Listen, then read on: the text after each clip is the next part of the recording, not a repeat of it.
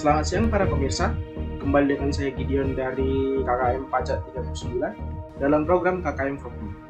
Hari ini saya akan membawakan berita mengenai insentif pajak pada UMKM di era pandemi COVID-19.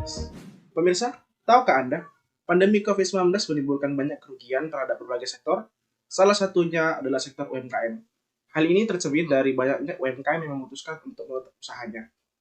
Dalam mengatasi hal ini, pemerintah memberikan insentif pajak untuk para pelaku UMKM. Pemirsa, telah terhubung bersama kami, reporter KKM From Home yang berada di Siantar dan Simalungun, yang telah mewawancari beberapa pelaku UMKM sebagai narasumber.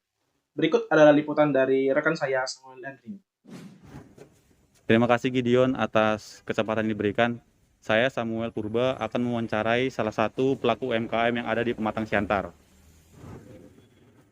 Selamat siang Bapak, dengan Bapak siapa dan usahanya apa?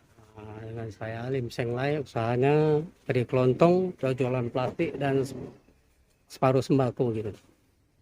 Terima kasih Bapak. Apakah Bapak tahu apa itu insentif pajak?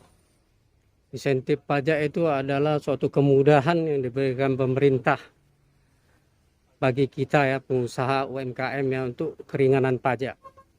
Baik, apakah Bapak tahu bahwa pemerintah menyediakan insentif pajak di masa pandemi ini? Ya, pemerintah memberikan insentif pajak kepada kami pengusaha UMKM. Menurut Bapak, apa manfaat yang Bapak rasakan atas insentif pajak yang diberikan pemerintah di masa pandemi ini? Itu suatu kemudahan lah ya, pembayaran pajak ya, insentif pajak. Di mana masa pandemi ini kami para pengusaha banyak yang mengalami pendapatan yang sangat banyak berkurang gitu. Baik, terima kasih Bapak. Terima kasih Samuel dan rekan dari Kota Pematang Siantar telah menyampaikan laporannya. Selanjutnya telah bergabung bersama kami, reporter Beni dan Chandra dari Kabupaten Simalungun. Berikut adalah liputannya. Baik, terima kasih Gideon di studio. Saya, Beni Ambarita, dan rekan saya Chandra akan melaporkan liputan kami terhadap wawancara salah satu pelaku UMKM di Kabupaten Simalungun. Baik, pemirsa, telah bersama saya salah satu pelaku UMKM di Kabupaten Simalungun. Selamat pagi, Bu. Dengan siapa? Dengan Ibu Lista Sitanggang. Baik, dengan nama toko usahanya apa, Ibu? Toko Nesa. Oke, baik. Pertanyaan pertamanya, Ibu. Apakah Ibu tahu apa itu insentif pajak? Saya tidak tahu apa itu insentif pajak karena tidak sampai sosialisasi kepada saya. Apakah Ibu tahu bahwa pemerintah menyediakan insentif pajak di masa pandemi? Saya tidak tahu kalau pemerintah menyediakan insentif pada masyarakat saat ini karena tidak sampainya informasi kepada pihak UMKM. Baik, terima kasih Ibu. Demikian Gideon kami sampaikan liputan kami dari Kabupaten Simalungun. Terima kasih Saudara Beni dan rekan dari Kabupaten Simalungun yang telah menyampaikan laporannya. Nah, sejak awal tadi, narasumber dan reporter kita sudah menyebut istilah seperti UMKM, insentif, dan manfaatnya. Pastinya banyak yang belum mengerti apa maksud dari istilah-istilah tersebut kan? Untuk ini akan saya alihkan ke pembicara kita, Yosua dan Fikri. Wah, ternyata banyak ya yang sudah mengetahui apa itu insentif perpajakan dan juga manfaatnya. Tapi ada baiknya juga jika kita jelaskan lebih lanjut mengenai hal ini. Untuk mengetahuinya, mari kita simak penjelasan berikut. Insentif pajak UMKM. Yang pertama kita akan mempelajari tentang pengertian UMKM, yang kedua UMKM menurut PP 23, yang ketiga insentif UMKM untuk saat ini, dan yang terakhir kita akan mempelajari cara mendapatkan insentif tersebut.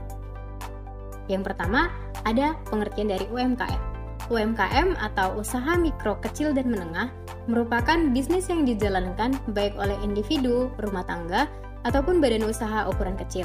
Penggolongan UMKM biasanya dilakukan dengan batasan omset atau penghasilan bruto per tahun, jumlah kekayaan atau aset, serta jumlah karyawan. Apa saja jenis dari UMKM tersebut? Yang pertama ada usaha mikro, di mana usaha mikro merupakan perorangan atau badan dengan penjualan atau omset dari usaha mikro setahun paling banyak 300 juta. Jumlah aset bisnisnya maksimal 50 juta di luar dari aset tanah dan bangunan, contohnya pedagang asongan, usaha pangkas rambut. Yang kedua ada usaha kecil, yaitu perorangan ataupun badan dengan kekayaan bersih antara 50 juta sampai dengan 500 juta, di mana penjualan per tahunnya antara 300 juta sampai dengan 2,5 miliar. Contohnya usaha restoran kecil, bengkel motor, dan juga catering. Dan yang terakhir ada usaha menengah, di mana kekayaan bersih usaha menengah di luar tanah dan bangunan sudah mencapai di atas 500 juta per tahunnya. Usaha menengah atau menengah UMKM ini adalah juga yang memiliki kriteria omset penjualan sebesar lebih dari 2,5 miliar sampai dengan 50 miliar per tahunnya. Perpajakan untuk UMKM diatur dalam PP 23 tahun 2018. Penghasilan dari usaha yang diterima atau diperoleh oleh wajib pajak dalam negeri yang memiliki peredaran bruto tidak lebih dari 4,8 miliar setahun akan dikenakan pajak penghasilan yang tarifnya sebesar 0,5% dari penghasilan bruto yang sifatnya final.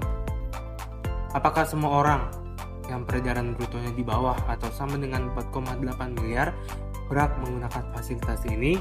Jawabannya tidak. Karena penghasilan yang dikenakan PPh final 0,5% itu tidak termasuk penghasilan dari jasa atau pekerjaan bebas. Misalnya itu pengacara, akuntan, dokter, PPAT arsitek, dan lain-lain.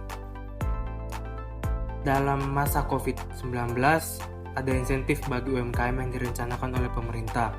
Hal ini diatur dalam PMK nomor 9 tahun 2021 tentang insentif pajak terdampak COVID-19 dan kemudian melakukan perubahan melalui PMK nomor 82 tahun 2021. Pemerintah menanggung pajak UMKM. Awalnya UMKM dikenai PPh final 0,5%. Setelah PMK, PPh tersebut menjadi ditanggung pemerintah atau DTP. Pemberian insentif ini diperpanjang hingga Desember 2021. Langkah-langkah mendapatkan insentif. Yang pertama, membuat laporan realisasi PPh final ditanggung pemerintah. Yang kedua, mengajukan permohonan untuk memiliki surat keterangan PP23 melalui situs pajak.go.id.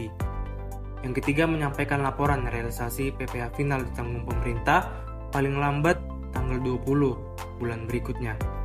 Pemotong atau pemungut pajak harus membuat SSP atau surat setoran pajak atau cetakan kode billing yang telah dicap.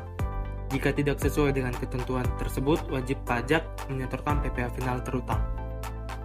Terima kasih atas perhatiannya. Sekian dari kami, saya serahkan kembali ke Gideon.